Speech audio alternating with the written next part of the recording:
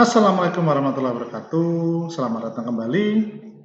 Jadi di video sebelumnya kita membahas mengenai proses requirement analysis. Kita belajar bagaimana membuat requirement dari data, insight maupun opportunities. Kita belajar mencoba untuk mengatasi konflik pada requirement kita. Kita belajar juga untuk membuat requirement dari requirement dari requirement. Ya, dan saya sudah sampaikan di video sebelumnya juga bahwa proses pembuatan requirement adalah proses yang kreatif, sehingga jus kreatifnya yang keluar, dan akibatnya apa? Ada kalanya saking kreatifnya requirement kita mungkin tidak lengkap, mungkin tidak rapi, mungkin ambigu. It's okay, karena ada tahapan yang ketiga yang namanya requirement specification, dan di tahapan inilah, di video inilah kita akan belajar yang namanya requirement specification tadi. Ya, insya Allah kalau kalian baca di modul di bab 14 itu sudah saya terangkan beberapa hal mengenai requirement specification. Di sini saya akan memberikan contoh, tapi mungkin sedikit pengantar saja. Jadi requirement specification itu intinya adalah kita mencoba untuk mengorganisir, mendokumentasikan requirement kita sehingga nanti menjadi lengkap.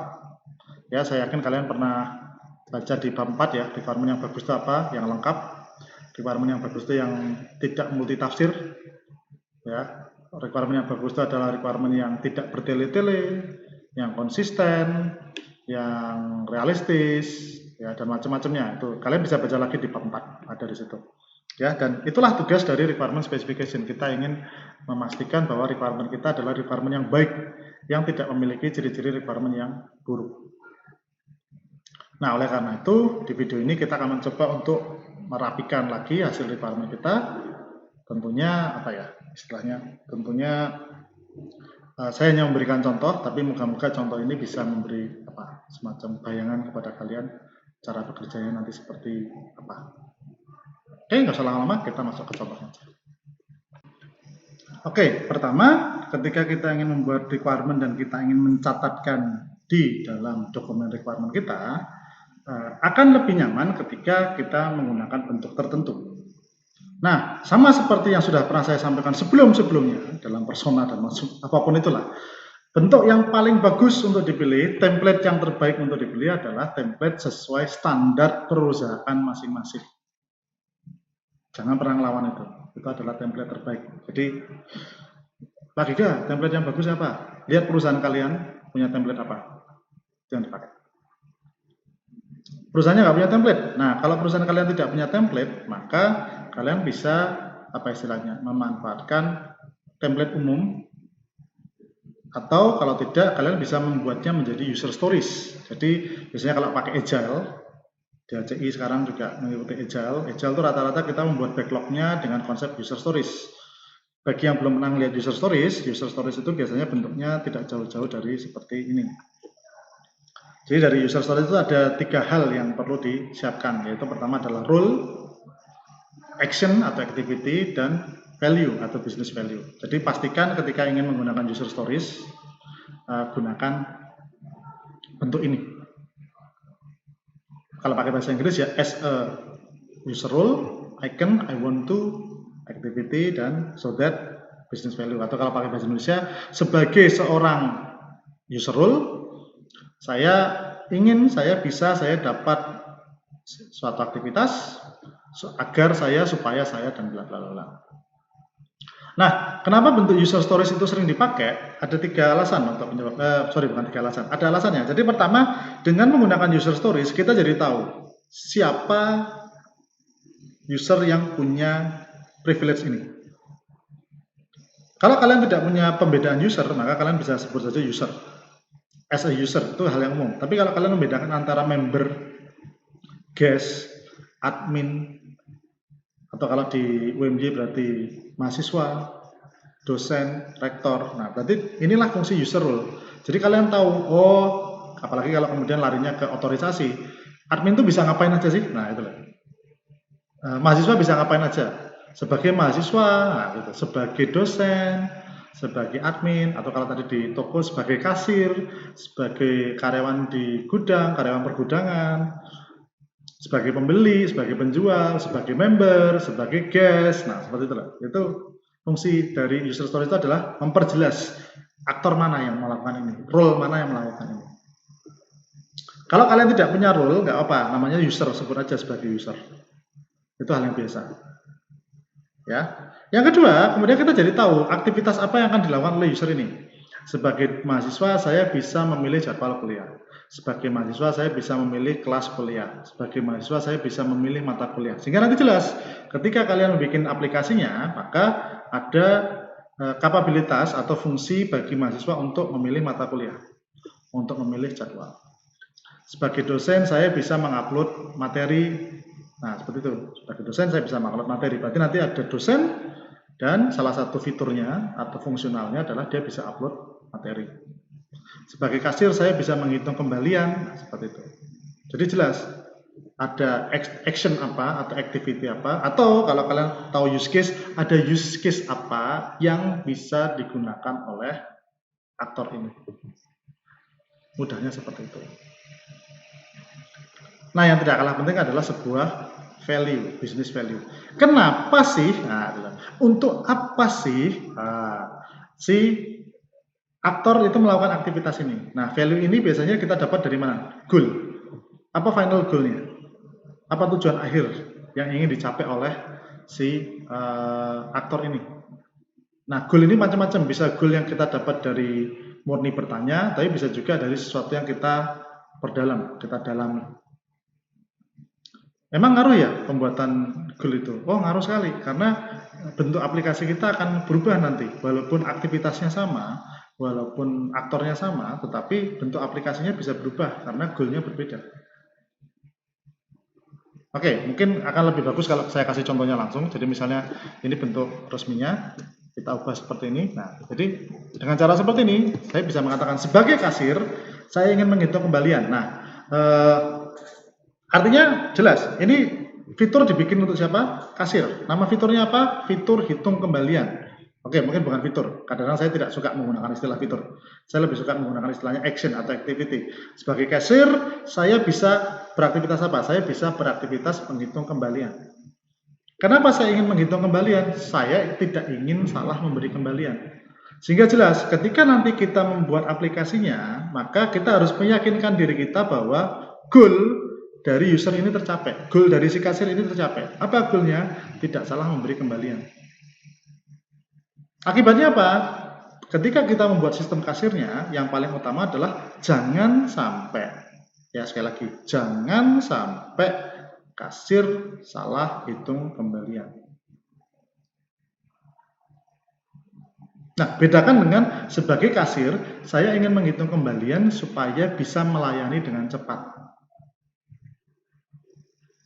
Ingat, sebagai kasir, saya ingin menghitung kembalian supaya bisa melayani dengan cepat. Dalam kasus yang kedua, yang paling utama adalah masalah kecepatan. Sehingga harus diingat, jangan sampai perhitungannya menjadi lambat. Nah, inilah fungsi dari value. Karena value itu adalah goal. Goal yang ingin dicapai itu apa? Harapannya itu apa? Dan kita bertugas untuk memberikan harapan itu. Dan itulah kunci 3U.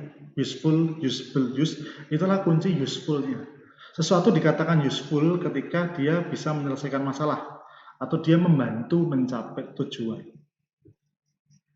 Kasir akan bahagia dengan fitur menghitung kembalian, dengan aktivitas menghitung kembalian kalau dia tidak salah memberi kembalian. Tapi di sisi lain, ada mungkin yang tadi, sebagai kasir saya ingin menghitung kembalian supaya lebih cepat melayani. Berarti bagi sisi kasir yang baru ini, proses menghitung kembalian akan lebih baik ketika itu bisa dilakukan dengan cepat. Bentuk aplikasinya akan otomatis berbeda. Apalagi kalau dua-duanya muncul. Nah, dua-duanya muncul berarti harus ngitungnya cepat tapi tidak boleh salah hitung. Nah, sama dengan ini, sebagai pebisnis, saya ingin melihat semua agenda saya dalam setahun agar saya tidak terlambat. Nah, berarti aktivitasnya apa? Melihat agenda dalam setahun. Supaya apa? Supaya tidak terlambat. Berarti jelas, dalam aplikasi itu pasti akan menampilkan jam. Pasti akan menampilkan waktu, pasti akan menampilkan tanggal. Bahkan mungkin dia akan memberikan notifikasi sebelum acara dimulai. Kenapa? Supaya tidak terlambat. Artinya melihat agenda itu punya tujuan akhir adalah supaya pebisnisnya tidak terlambat. Tetapi bagi pebisnis yang kedua beda lagi. Pebisnis kedua dia ingin melihat semua agenda, tapi tujuannya apa? Supaya siap bernegosiasi sebelum bertemu. Artinya bagi pebisnis pertama, dia cukup dikasih informasi mengenai waktu, itu sudah cukup. Oh, nanti akan ketemu waktunya sekian, tanggalnya sekian. Tapi bagi pebisnis yang kedua, waktu itu tidak cukup. Karena bagi beliau, tahu waktu itu tidak membuat beliau bisa bersiap-siap mungkin. Mungkin kita harus kasih informasi yang lebih daripada bersiap-siap. Misalnya, histori.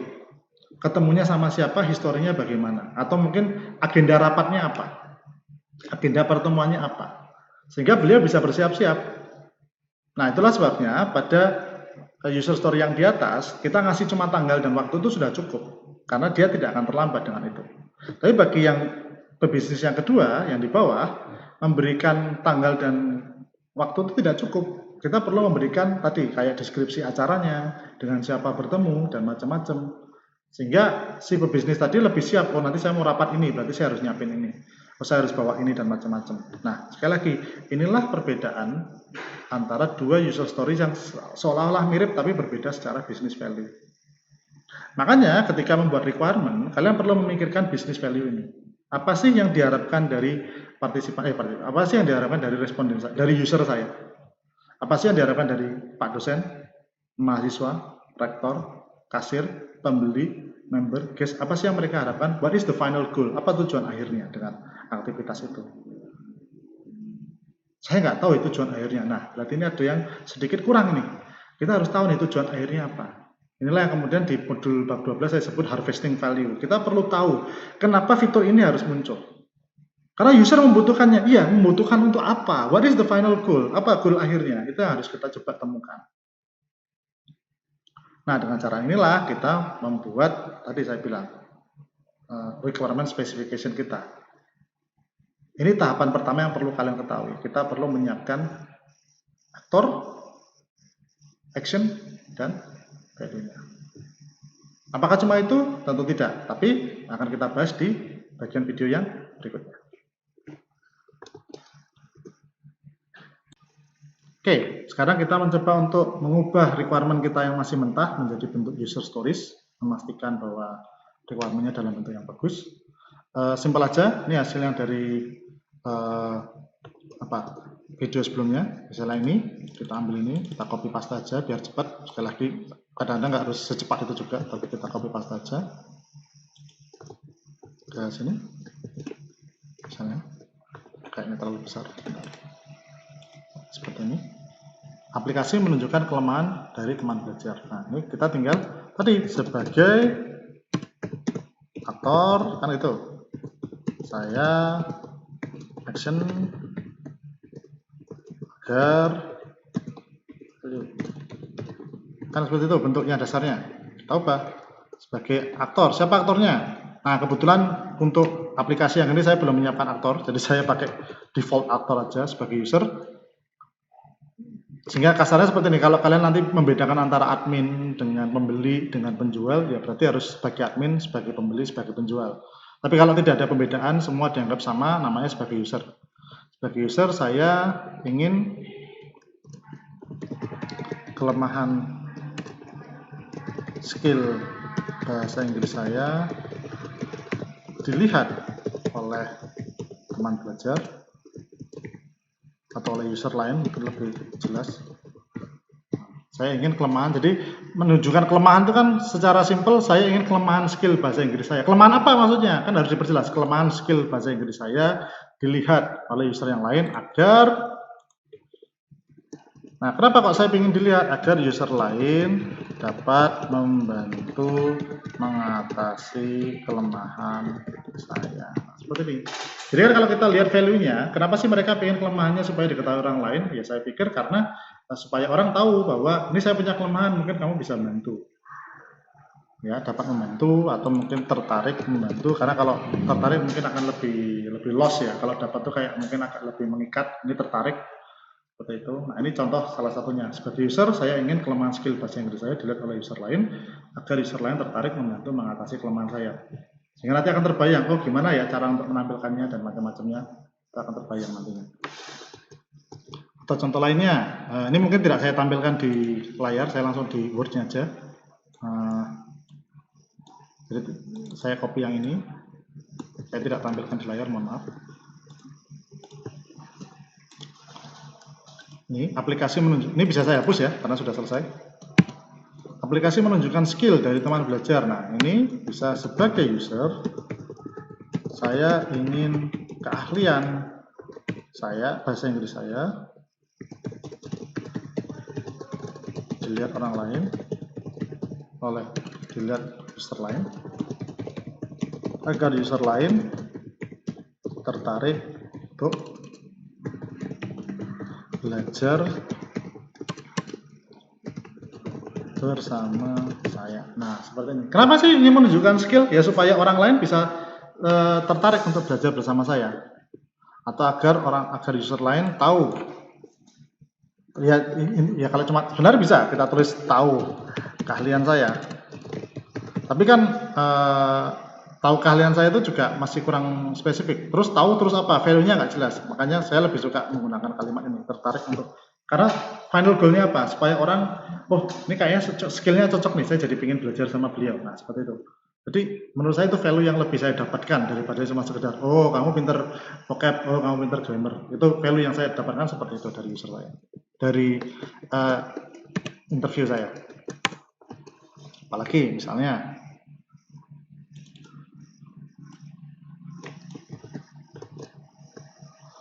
ini mengajarkan perubahan bentuk vocab. Nah, sebagai user saya ingin belajar perubahan bentuk vocab. Oke, karena supaya saya tidak repot, supaya saya hafal perubahan per 1, per 2, per 3. Nah, misalnya seperti ini. Jadi kenapa sih kita ingin belajar perubahan bentuk vocabulary? Supaya saya hafal perubahannya. Jadi mungkin dari hasil data kita hanya mendapatkan bahwa mereka hanya ingin hafal perubahan bentuk vocabnya. Bisa, tapi supaya saya bisa menggunakannya dalam kalimat. Nah ini juga beda lagi.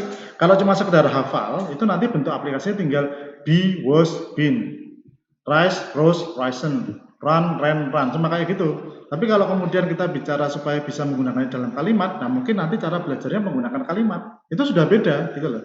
Udah kelihatan bedanya. Makanya kan tadi saya bilang sebagai pebisnis bisa ngelihat jadwal sama sebagai pebisnis bisa mempersiapkan itu kan halnya berbeda. Nah, cuma kalau yang saya tangkap ini bagus ya, saya nggak bilang ini jelek, ini bagus. Tapi saya nggak mungkin nulis ini karena saya belum menemukan datanya. Gitu. Data saya lebih ke arah ini. Kalau misalnya saya ingin mengubah ke sini, saya harus nyari datanya lagi. Soalnya kalau enggak itu imajinasi, ya kan? Tapi sementara data saya seperti ini ya mau nggak mau saya nulisnya seperti ini, nggak bisa yang lain. Ya. Misalnya yang lain ini.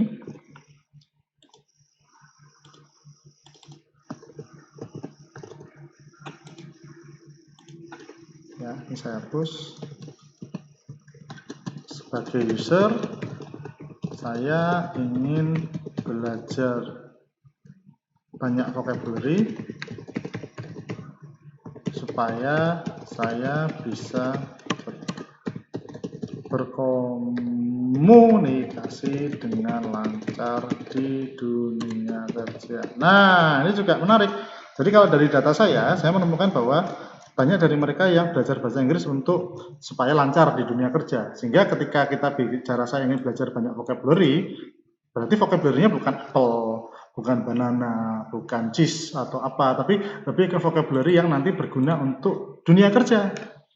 Withdrawal, negotiation, agreement, renewable, dan macam-macamnya yang sering dipakai di dunia kerja. Employee, employment, assignment, task, dan macam-macam. Nah, seperti itu. Jadi kita nggak bisa sembarangan milih vocabnya. Soalnya kalau pakai apple, banana itu di dunia kerja nggak pakai. Istilah-istilah itu tuh nggak umum. Itu nggak, ya memang apple itu umum, banana itu umum. Tapi kalau kita bicara dunia kerja itu kurang umum. Sehingga kita perlu mencari tahu nih vocab-vocab dunia kerja itu apa saja kita munculkan di aplikasinya. Nah seperti itu.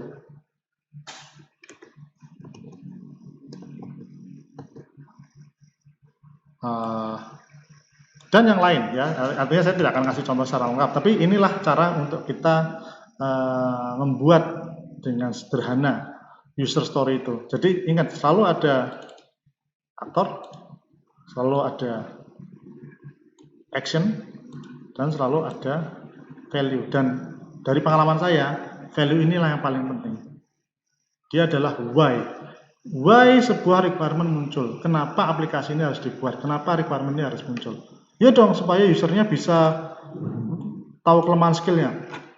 So, ya dong, supaya dia bisa melihat keahlian orang lain. So, ya dong, supaya dia bisa belajar perubahan bentuk kurang menarik. Justru dengan adanya value inilah, itu yang akan membuat kalian bisa membuat aplikasi kalian itu tahu berharga atau tidak. Ya, kuncinya ada di value tadi. Harvest value, selalu coba untuk cari value dari aplikasi kalian, dari user kalian, dari responden kalian. Ingat, nggak boleh ngarang. Tadi saya sudah kasih contoh yang, aduh ini sebenarnya value-nya lebih bagus, tapi saya nggak punya datanya nih. Nah, seperti itu. Jangan ngarang ya, percaya sama data kalian. Kalau kalian ngerasa ini harusnya lebih bagus, berarti kalian punya tanggung jawab untuk cari data lagi. Kuncinya ada di situ. Ya, itu masih satu bagian user story. Ada bagian yang lain nanti akan saya sampaikan di bagian video yang berikutnya. Oke.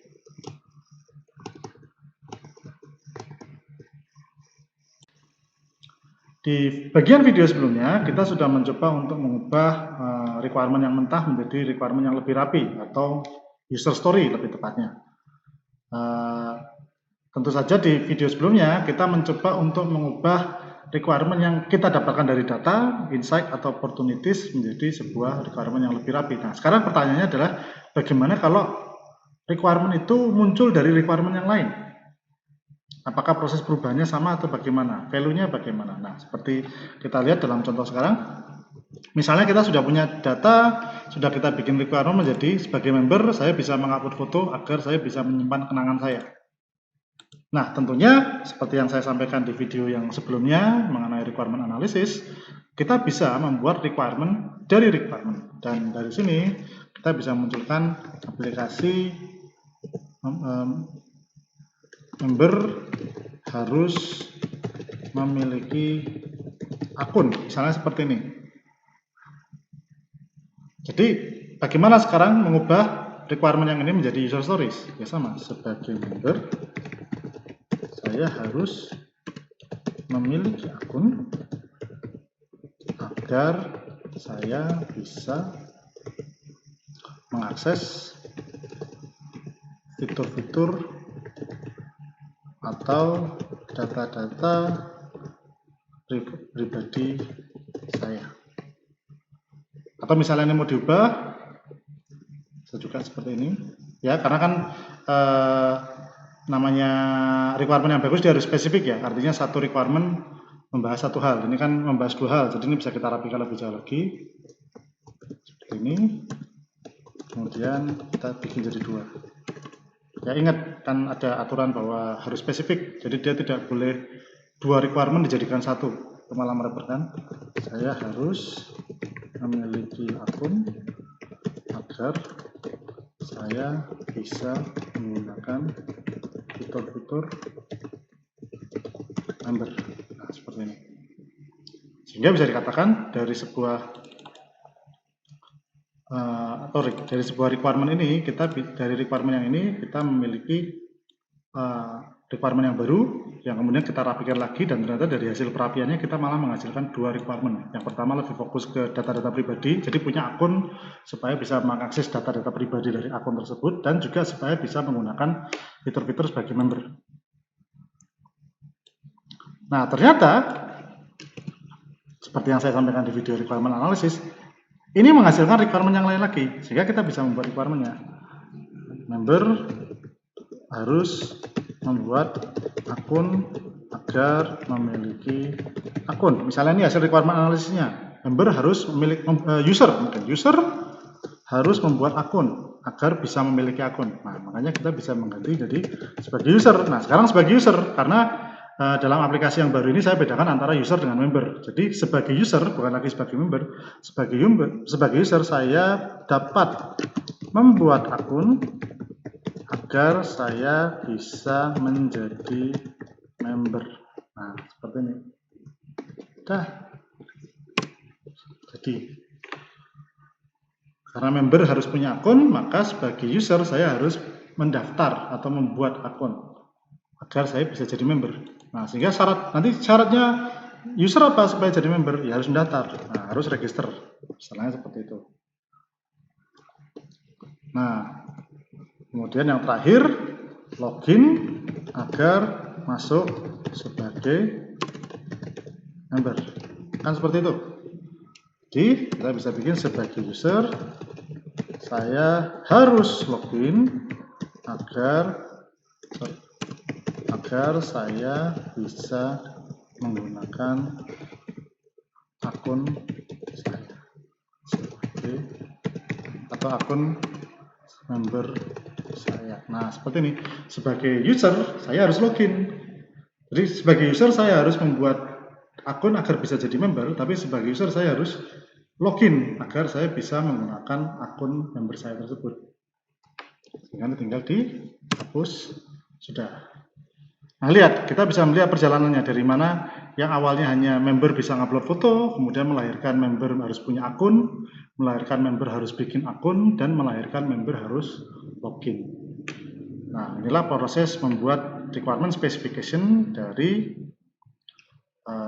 untuk requirement, ini proses requirement specification untuk requirement yang berasal dari requirement. Nah, masih ada bagian yang lain akan kita bahas di bagian video yang berikutnya. Oke? Nah, kita sudah mencoba untuk membuat user stories berdasarkan requirement mentah kita, entah itu requirement yang berdasarkan dari data atau requirement yang berdasarkan dari requirement. Tapi tentunya kita perlu sadari bahwa user stories memang dia sangat berguna dalam menangkap aspek yang esensial. Aktornya siapa, actionnya apa, dan yang terakhir adalah value-nya atau ya ininya apa sih yang diharapkan aktor dari action ini. Itu sangat penting. Tetapi harus kita akui bahwa user stories terlalu esensial dalam artian dia terlalu mengambil aspek-aspek yang penting, tetapi terkadang ada aspek yang lain yang tidak kalah pentingnya yang harusnya kita tampilkan juga. Dan disitulah sedikit kelemahan hanya mengandalkan aktor, action, dan value. Karena ada beberapa aktivitas atau action yang sebenarnya membutuhkan informasi lebih banyak.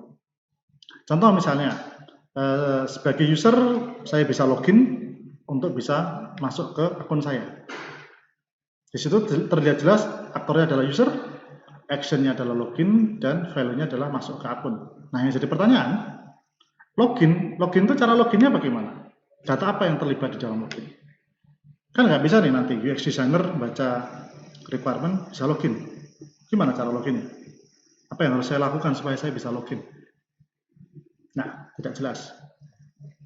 Ini akan menjadi kesulitan. Atau contoh lain, sebagai kasir saya bisa menghitung kembalian agar saya tidak salah ngasih kembalian. Gimana cara ngitung kembalian? Ada rumusnya nggak? Ada data-data yang dilibatkan nggak? Dan macam-macamnya lagi. Nah, tentu ini yang menjadi kerepotan kalau hanya mengandalkan user stories yang aktor, action, dan value. Sehingga kita butuh tambahan yang tidak hanya sekedar 3 ini. Karena harus diakui ada action-action, jadi nggak semua action ya. Ada action-action yang memang membutuhkan data lebih atau penjelasan lebih pada requirement-nya. Mungkin bukan data tapi penjelasan lebih pada requirement-nya. Itulah sebabnya kenapa di modul 14 saya menjelaskan mengenai 7 product dimension. Dan dari 7 product dimension, walaupun saya kasih pengertiannya semua, tapi saya minta kalian lebih fokus pada 2 dimension, yaitu pada data dan pada control atau constraint. Nah, mari kita coba melihat bagaimana data atau control dan constraint ini kita masukkan ke dalam requirement kita sekarang. Contohnya seperti ini. Misalnya kita punya yang data nih. Sebagai user saya ingin keahlian bahasa Inggris saya dilihat user lain, agar user lain tertarik untuk belajar bersama saya. Nah, kita harus tahu dong keahlian itu apa. Ya Kak, keahlian itu yang dimaksud dengan keahlian apa? Nah, makanya di sini kita bisa tuliskan data. Keahlian itu memilih di antara vocab, nah seperti ini, grammar, listening, mungkin pakai listening apa ya, pronunciation, reading. Ya misalnya 4 ini, jadi jangan ditulis, ini juga jangan ditulis gini ya, DLL itu apa, nanti juga nggak jelas, nanti nggak spesifik, jadi nggak boleh ditulis seperti itu. Jadi misalnya sekarang saya memikirkan bahwa keahlian itu intinya kalau nggak vocab, grammar, pronunciation, dan reading. Nah misalnya seperti itu, sehingga nanti si UX designer ketika mendesain dia tahu, oh keahlian itu maksudnya memilih itu antara vocab, antara grammar, antara pronunciation sama reading. Nah, seperti itu. Itu kalau sehingga nanti dia tinggal bikin tampilan. Jadi dia punya ide untuk bikin tampilan, terus nanti ada keahlian, terus di situ ada pilihan. Nah, ini cara bantunya seperti itu. Atau kalau memang tidak memilih, kita bisa kemudian user mengisi keahlian. Nah, seperti ini. Jadi keahlian itu diketik, diisi atau bebas mengisi, mungkin lebih tepatnya itu, user bebas mengisi keahlian. Jadi mau nulisnya reading apa nggak ada batasan. Kalau yang tadi kan jelas dibatasi hanya 4 itu. Kalau ini bebas mengisi. Tapi minimal kita tahu bahwa oh keahlian itu maksudnya itu. Keahlian itu maksudnya kalau yang contoh pertama tadi, keahlian itu adalah pilihan antara vocab, grammar, reading sama pronunciation. Kalau ini artinya keahlian itu bebas, usernya mau ngisi apa saja. Nah, ini yang dimaksud dengan data. Kalau masih belum paham, kita ambil yang bawah misalnya. Kita bicara data. Membuat akun itu datanya apa saja? Datanya tentu adalah username dan password. Nah, seperti ini. Artinya jelas bahwa untuk membuat akun, maka yang harus dimasukkan adalah username dan password. Atau misalnya, oke, ini kan mahasiswa ya jangan username sama password, name dan password. Sehingga kita tahu data yang terlibat apa, name. Data yang terlibat apa? Password. Nah, seperti itu. Jadi, biar kita tahu mendaftar itu apa saja yang terlibat di situ. Oh, ternyata mendaftar itu tidak hanya NIM dan password, tapi dia ada nama, ada username. Sehingga kita tahu ketika register itu apa yang harus dimasukkan. Nama, username, password, mungkin harus masukkan tanggal lahir. Nah, seperti ini caranya kurang lebih. Kemudian asal tempat tanggal lahir. Alamat, nah seperti ini. Jadi jelas, ketika nanti kita membuat halaman register, membuat fitur untuk register, kita harus tahu dong register itu apa saja yang diregister. Oh, nama, username, password, tempat tanggal lahir, alamat. Nah, ini yang namanya kemudian data. Ini sesuatu yang nggak mungkin ketangkap kalau kita hanya menggunakan user story standar. Hanya menggunakan aktor, hanya menggunakan action, dan hanya menggunakan value. Dengan cara seperti ini kita jadi tahu, oh membuat akun itu melibatkan ini. Oh, membuat keahlian itu melibatkan ini. Atau contoh lain nih, saya buatkan lagi dari sini. Sebagai kasir, saya dapat menghitung harga total agar saya bisa memberitahu harga yang harus dibayarkan oleh pelanggan. Nah, seperti ini. Sebagai kasir, saya dapat menghitung harga total agar saya bisa memberitahu yang harus dilayarkan oleh pelanggan. Cara menghitung harga total bagaimana? Ya kita masukkan datanya. Harga total itu jelas ada barang, jumlah barang. Barangnya apa? Jumlahnya berapa?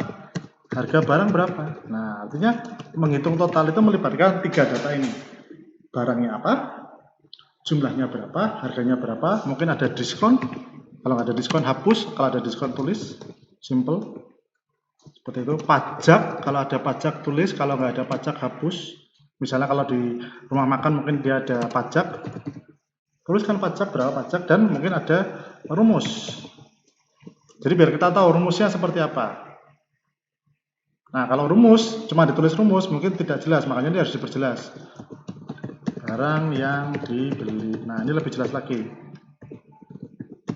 Jumlah barang yang dibeli. Harga setiap barang. 10%. Terus saja 10%, tong pajaknya kan jelas 10%, kecuali berubah-ubah ya. Rumusnya, nah rumusnya nanti dikasih tahu. Jumlah barang atau sum dari jumlah barang. Ini harusnya pakai sigma, saya nggak malas pakai simbol.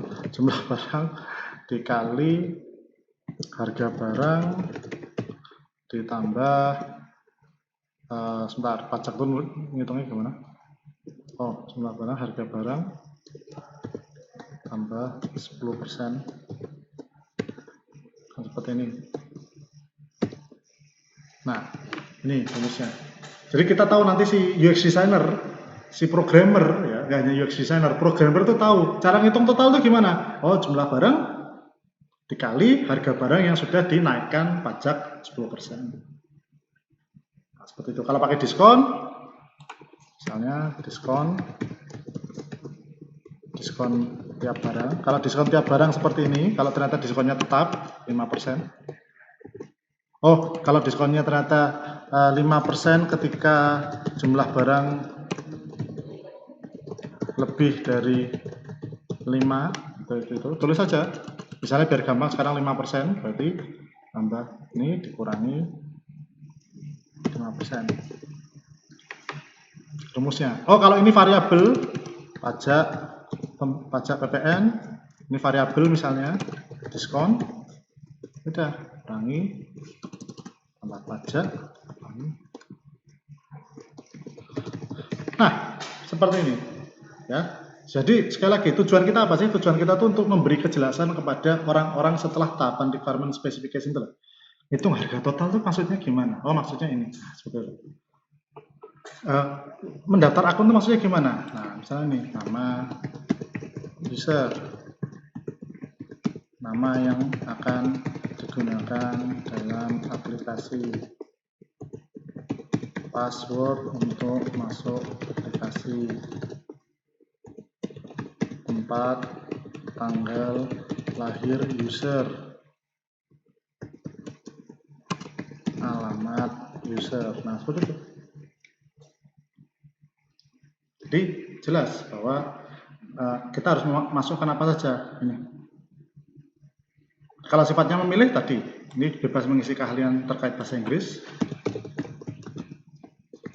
Kalau bebas memilih, kalau bisa bebas mengisi, kalau memilih berarti user memilih di antara tadi vocabulary, grammar, pronunciation, dan yang terakhir adalah reading. Nah, seperti itu.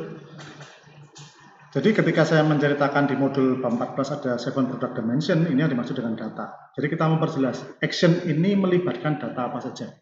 Ingat, tidak semua action melibatkan data. Ya, tidak semua action melibatkan data. Tapi ketika sebuah action melibatkan data, membeli tiket pesawat, login, dan macam-macamnya, nah dalam kasus ini berarti jelas data itu harus ada. Harus tertulis supaya apa? Supaya yang membaca requirement-nya di tahapan berikutnya itu jelas.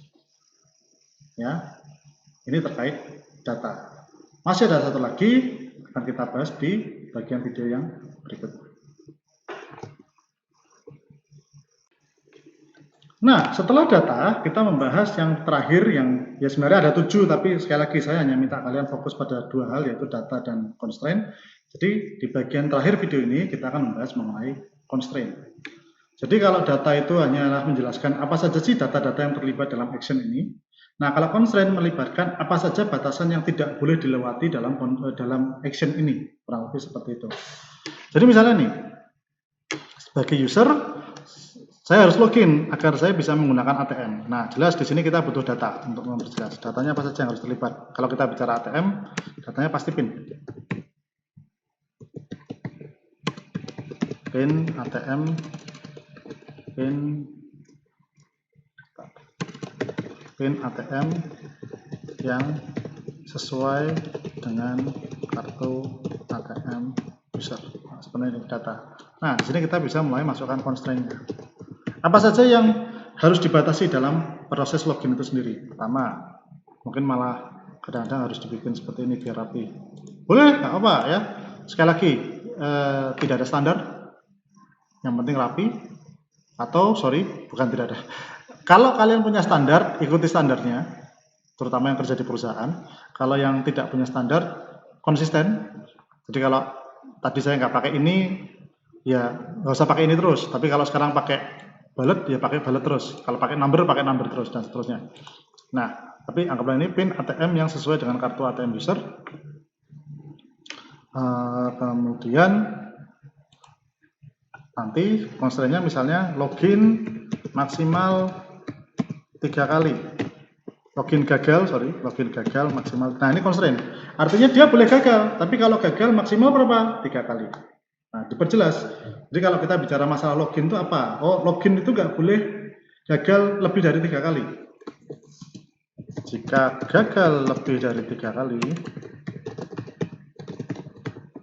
kartu ditelan. Oh, ini ada satu lagi data, ini ada kartu. Ya, kartu ATM user. Artinya kalau mau login datanya apa? Ya pertama harus punya PIN, yang kedua harus ada kartu. Kalau nggak ada kartunya dia nggak bisa login. Ya, sorry, saya kelewatan. Balik yang ini, jika gagal lebih dari 3 kali, kartu ATM ditelan. Atau kalau ditelan itu tidak jelas, tidak dikembalikan ke user. Nah, pengertian tidak dikembalikan itu apa? Apakah dirusak, dibakar, ditolak, ditelan, ya itu pokoknya intinya kartunya nggak kembali. Atau dikembalikan tapi dalam kondisi dia tidak bisa dipakai lagi. Apapun, ini kan bisa lebih netral pakai ini daripada kalau pakai ditelan. Ya. Jadi kartu ATM tidak dikembalikan ke user itu jika gagal lebih dari 3 kali. Jadi jelas, constraint-nya apa? Login boleh gagal, tapi nggak boleh lebih dari 3 kali. Kalau gagal lebih dari 3 kali, maka otomatis kartu ATM-nya ditelan atau tidak dikembalikan ke user. Nah, ini yang namanya constraint. Constraint itu intinya membatasi bahwa, oke, saya harus login. Tapi login itu batasannya apa? Nah, seperti itu. Jadi, harapannya adalah dengan adanya constraint, itu kita bisa memastikan bahwa sesuatu itu tidak berlebihan. Misalnya kita juga bisa menentukan PIN ATM maksimal 6 angka misalnya. Atau kalau maksimal itu kan berarti boleh di bawah 6 angka. Harus 6 angka. Jadi ketika membuat PIN ATM itu harus 6 angka. Nah, misalnya seperti itu. Jadi dia nggak bisa login dengan lebih dari 6 angka misalnya. Jadi ini namanya constraint. Sifatnya membatasi. Ya, atau contoh lain misalnya. Kalau masih belum begitu paham, contoh lain sebagai user saya bisa mendaftar akun agar saya bisa memiliki akun. Data yang paling simpel aja deh, datanya username, oke, ini konsistensi ya. Jadi kalau saya sudah pakai ini, saya mau nggak mau pakai ini semua, password, kemudian misalnya tempat tanggal lahir,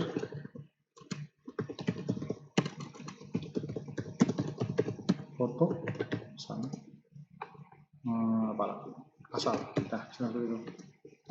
Constraint. Kita bisa bikin constraint-nya seperti ini.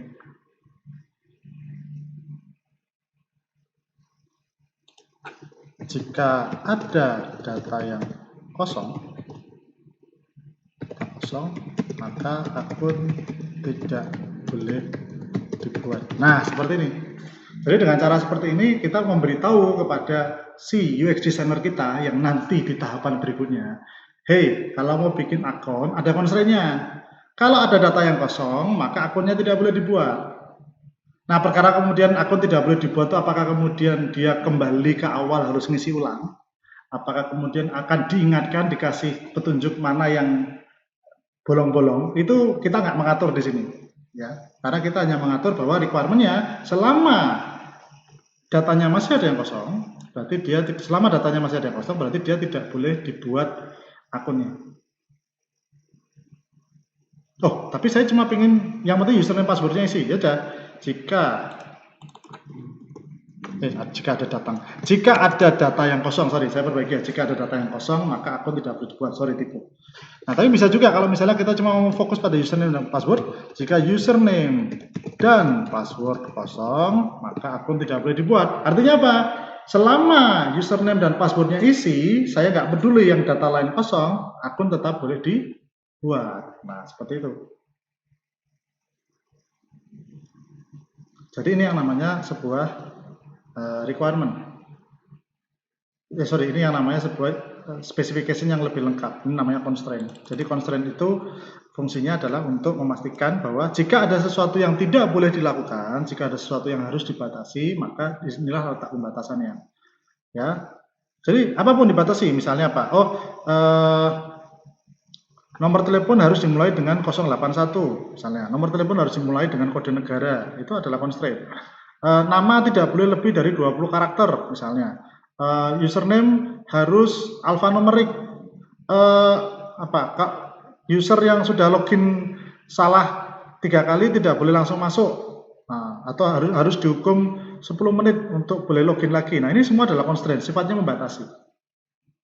Ya, atau misalnya apa? Fitur ini hanya boleh digunakan misalnya member tadi sebagai contoh lain deh yang terakhir. Sebagai member saya ingin mengupload foto agar foto saya bisa disimpan secara online. Nah, kita bisa bikin constraint. Misalnya ada data, datanya apa? Datanya foto itu sendiri. Fotonya harus ada. Constraint misalnya. Ukuran foto, saya lupa, harus konsisten ya. Sekali lagi konsisten itu penting. Ukuran foto maksimal 1 MB seperti ini. Selama 1 MB nggak masalah. Terus hanya member yang boleh upload foto. Ya, ini kalau yang bagian ini itu biasanya antara boleh tidak boleh. Kenapa? Karena di sini sudah jelas ada sebagai member. Tapi kadang-kadang ada yang menuliskan ulang untuk lebih meyakinkan bahwa hanya member yang boleh upload foto. Kalau saya pribadi saya tidak bermasalah, tapi sekali lagi ini tergantung perusahaannya. Ada perusahaan yang mengatakan, apa ini? Ini ngapain ditulis? Ini kan sudah ada sebagai member. Tapi ada perusahaan yang membolehkannya. Jadi saya sih terserah, nggak masalah buat saya. Dalam kuliah pun saya terserah, yang penting konsisten. Ya, nah ini yang namanya constraint. Jadi secara singkat, ya data itu membahas apa saja sih data yang terlibat dalam action ini. Sedangkan constraint itu membahas apa saja yang tidak boleh dilewati, batasan apa yang tidak boleh dilewati ketika action ini berjalan. Kurang lebihnya seperti itu. Masih ada satu lagi yang ingin saya sampaikan, terakhir akan kita sampaikan setelah bagian video yang berikut ini. Nah, di bagian video sebelumnya kita mencoba untuk melengkapi user stories kita. Ya, salah satunya dengan menambahkan data dan juga menambahkan constraint. Untuk mengingatkan sekali lagi, data biasanya kita akan libatkan untuk user stories, terutama ketika action-actionnya itu melibatkan data, transaksi, transaksi, login dan macam-macam yang jelas harus ada spesifikasi datanya itu apa sih yang dimaksud? Oh, username, oh password dan macam-macam. Silakan perhatikan bagian video sebelumnya. Kemudian constraint, biasanya kita menggunakan constraint untuk action-action yang membutuhkan pembatasan. Login maksimal berapa kali? Oh, hanya member ini yang boleh menggunakan ini. Oh, misalnya kayak tadi beli barang dapat diskon kalau barangnya sudah ada 5 item atau dapat diskon kalau beli di atas Rp100.000 misalnya seperti itu. Jadi itu fungsi constraint untuk membatasi, untuk memberikan semacam if, untuk memberikan semacam kontrol, untuk memberikan semacam pembatasan tadi. Nah, user stories kita sudah cukup lengkap, tapi kita perlu melengkapi lebih jauh lagi. Nah, sekarang kalau kita melihat di sini ada 2 user stories. Sebagai member saya harus memiliki akun agar saya bisa mengakses data pribadi saya, dan sebagai member saya harus memiliki akun agar saya bisa menggunakan fitur-fitur member. Nah, kalau kalian perhatikan, kedua requirement ini memiliki action yang sama. Nah, yang jadi masalah adalah bagaimana kemudian cara kita untuk bisa memanggil requirement ini. Sebagai contoh, misalnya kalau kita sedikit turunkan ke bawah, saya sudah menyiapkan. Di situ ada, nah ini, sebagai member saya bisa upload foto, saya bisa edit foto, saya bisa menghapus foto. Nah, di sini kalau mau nyebut requirement-nya agak enak. Bro, requirement yang upload foto sudah jadi belum? Sis, requirement yang edit foto sudah jadi belum? Mas, requirement yang hapus foto sudah jadi belum? Itu enak. Tetapi bagaimana dengan yang ini? Nah, ini akan jadi masalah. Requirement akun sudah jadi belum? Akun yang mana nih? Ada 2 ini. ada 3 nih, ada 4 nih, mirip-mirip nih. Nah, kan repot tuh. Terus gimana caranya? Nah, disinilah kadang, atau bukan kadang, disinilah perusahaan seringnya, dan termasuk kalau kalian baca buku-buku manapun terkait requirement, bukan hanya disarankan, diharuskan untuk memberikan kode agar kita bisa membedakan antara requirement yang satu dengan yang lain. Jadi kita bisa saja beri kodenya, misalnya di sini, oh ini R01, kita kasih nama ini R02. Bisa kita kasih kode seperti ini, sangat-sangat bisa sekali. Ya, atau mau dikasih lagi, ini karena ngomongin akun, kita kasih ini 0101, ini karena ngomongin akun juga 0102. Bisa seperti ini. Atau karena ini ngomongin akun, berarti kita bikin R.AK atau akun 01 R.akun 02. Nah, seperti ini. Jadi enak, kalau mau ngobrol itu enak. R akun 01 udah jadi belum? R akun 02 udah jadi belum? Atau jangan-jangan nggak usah pakai R. Pakai apa? Ini juga apa? Nah, kok macam-macam Pak? Ya, memang. Karena kenyataannya memang nggak ada standar untuk membuat nomor requirement itu sendiri. Yang paling penting adalah, satu, ikuti standar di perusahaan kalian. Itu yang paling penting. Atau kalau perusahaan kalian tidak punya standar, maka kalian punya cara memberi standar yang konsisten. Misalnya semua mau dipakai nomor, ini kode 01, kode 02, silakan. Tapi dari pengalaman pribadi ini tidak terlalu membantu, karena nanti kodenya ada banyak sekali. Misalnya ada 100 requirement, ada 0 sampai 100, agak susah untuk ngapalinnya. Makanya kadang-kadang kita kasih bantuan kayak gini, misalnya home, karena ini akun 01 misalnya, atau ini misalnya hubungannya sama akun, misalnya AK 01, apapun itu, ini mau pakai dash, mau pakai titik, nggak apa-apa, tapi yang penting jangan kayak gini, karena ini akan merepotkan, yang satu AK 01, yang satu 02, ini akan merepotkan. Makanya sekali lagi, perlu konsistensi dalam memberikan nomor akun. Jadi itu keuntungannya, nomor akun itu akan, atau nomor requirement, kode requirement itu akan sangat membantu supaya tadi mempermudah ketika kita ngobrol, sehingga AK 01 udah jadi belum, AK 02 udah jadi belum, seperti itu akan sangat mempermudah. Ya, misalnya nanti ada lagi, misalnya apa, saya copy aja biar cepat. Misalnya ada di bawahnya ada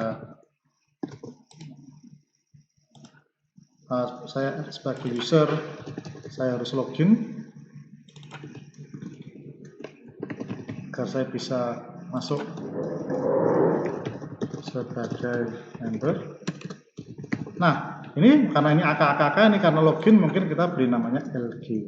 Nah, seperti ini. Karena ini yang pertama LG01. Nah, seperti itu. Jadi itu hal yang biasa, ya. Ini pun nanti masih harus dilengkapi dengan data, masih harus dilengkapi dengan constraint. Tapi intinya saya di bagian video ini hanya ingin menunjukkan pertama apa itu fungsi kode untuk merapikan. Sehingga kita tidak perlu nyebut nama actionnya, kita langsung sebut kodenya, itu akan lebih mudah. Itu yang pertama, untuk mempermudah menyebut suatu requirement. Nah, ada fungsi yang kedua. Fungsi yang kedua adalah seperti ini. Misalnya, nah ini tadi contoh sudah saya contohkan. Ini adalah upload foto. Nah, upload foto, edit foto, hapus foto, itu kan semua berkaitan ya. Orang kalau ngupload, kemungkinan bisa ngedit, kemungkinan bisa hapus. Saya yakin kalian semua pernah merasakan itu kan, namanya CRUD. Orang kalau bisa create, dia bisa read, bisa update, bisa delete. Ya memang harus semua, tapi utamanya CRUD itu adalah 4 aksi yang saling berkaitan. Ada create-nya, ada read-nya, ada update-nya, ada delete-nya. Nah, kita bisa aja kasih kode ini foto 01 misalnya, suka-suka saya kan. Jangan nanya saya. Ya, tanya saya, tapi kenapa saya bikin seperti ini, suka-suka saya lah. Ya, 02 3, atau mungkin karena ini upload kan create. Jadi misalnya saya bikin kodenya C foto 01.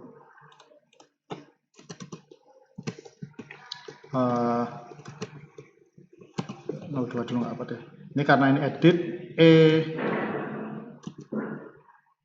CRUD ya, foto 02. Misalnya ini kan hapus D foto. Nah, seperti ini kan jelas lebih enak nih. C-nya create, U-nya update, D-nya delete. foto 01, foto 02, foto 03, atau kalau mau dibikin 01 semua nggak apa-apa. Ya, sekali lagi, ini kan suka-suka kalian ya, selama nggak konflik. Pokoknya jangan sampai ada dua requirement punya kode yang sama, itu malah lebih merepotkan lagi.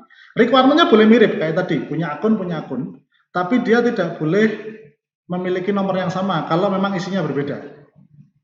Ya, itu harus diperhatikan.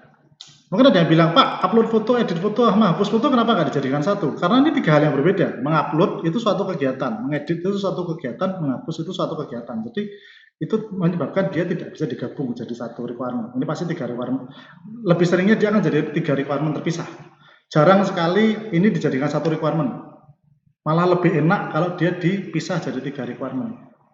Ya, apalagi ketika nanti ada apa? Ada data yang ini hanya boleh edit, oh ini hanya boleh lihat, ini hanya boleh create, oh ini bisa create, bisa read, bisa. Itu kan jadi repot kalau semua dijadikan satu. Makanya kalau dipisah seperti ini kan jelas, foto itu sesuatu yang bisa di-create, di-update, dan di-delete. Seperti itu.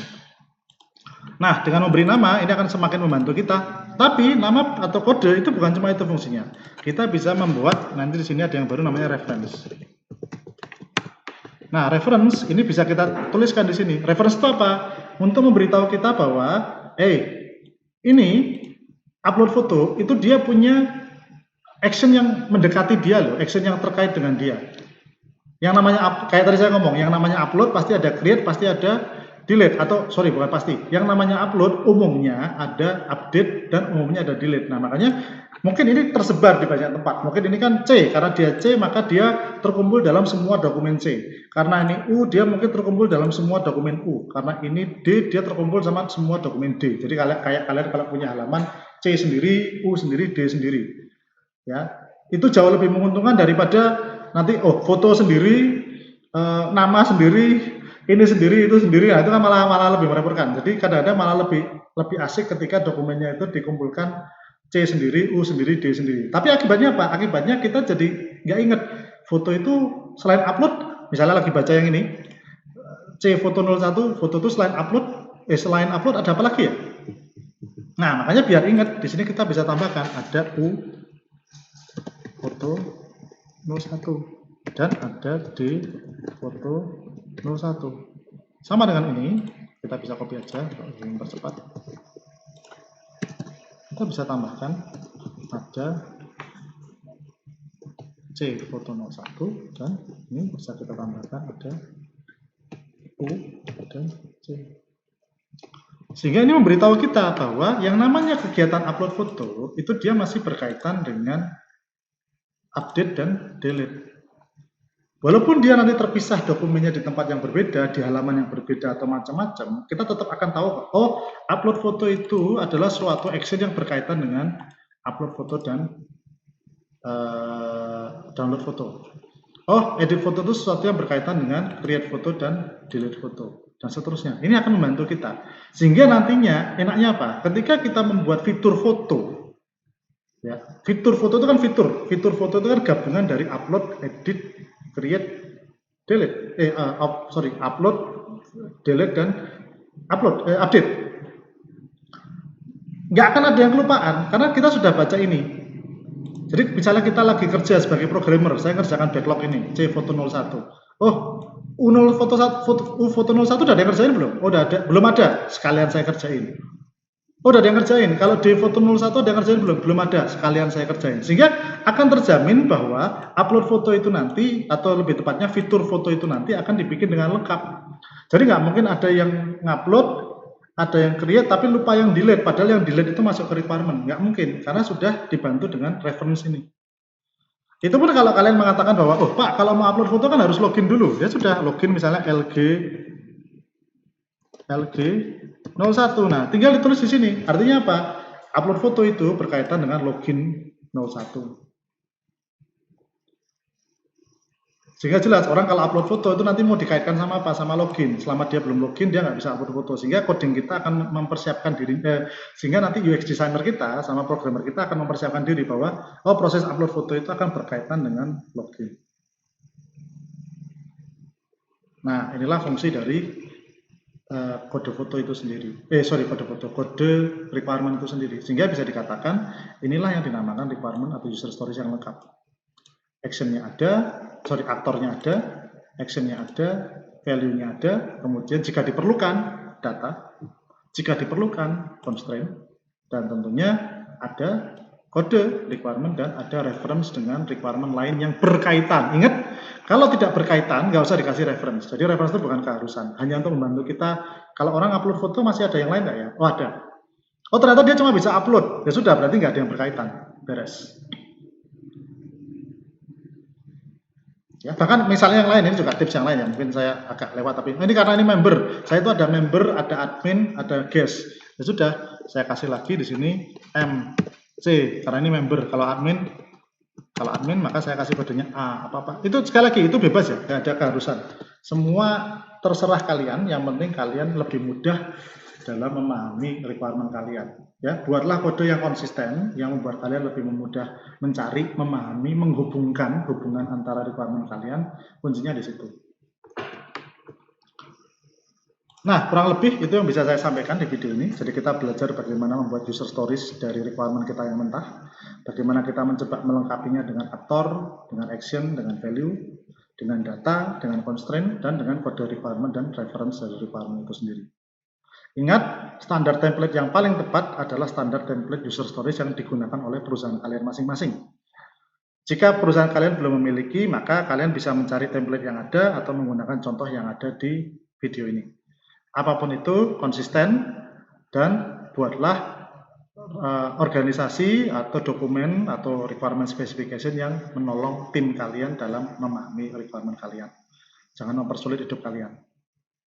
Itu saja yang bisa saya sampaikan. Terima kasih. Assalamualaikum warahmatullahi wabarakatuh.